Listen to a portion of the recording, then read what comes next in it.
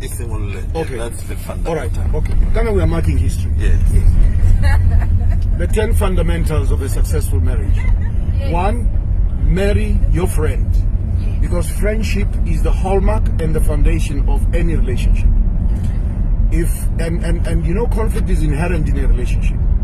So when you have a conflict situation as friends, you are able to resolve it rather than the litigious mindset where you say, I have rights, I'm a husband, the other one says, I have rights, I'm a wife. 2, marry somebody whose self-confidence and esteem levels are high. Because when they are low, she becomes or he becomes a liability in the marriage. Small little things become a big issue.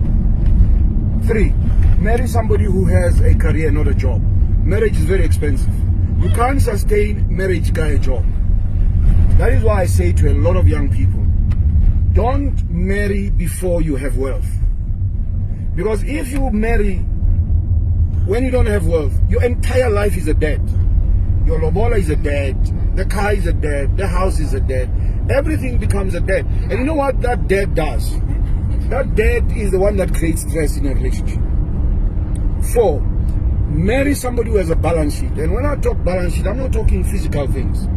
I'm talking about intellectual capital, because if you have intellectual capital, you can create anything and you can live anywhere in the world. You know, you can compete because you are intellectually competent. Not frustrating. And then number 5, marry somebody who has basic values: trust, respect, transparency. You know, in a marriage, somebody must be in a position to say, I'm sorry. You know, even when you're not wrong. Because you want what? You want peace. You want stability in a relationship.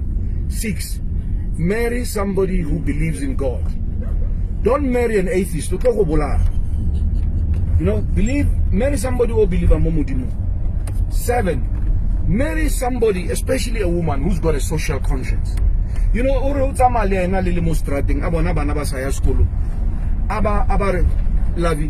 I want to go and talk to those kids. Why are you not at school? But you know what? We are poverty stricken. That woman then comes to you and says, love, give me your card. And we must give them money to go to school. Because number 8, you must have a life in a marriage. Because if you don't have a life, you're always going to be at home. And when the other partner we are going. Because now I'm going to fulfill my life, right? I'm going to have my friends and I'm going to do everything. Number 9, spend much time with your partner. This thing here, the other partner as you, creates problems. Because what happens is that the more you are alone, the more you are susceptible to, you know, I don't want to... Loneliness. To loneliness. And loneliness breeds what? Content. Envy and contempt.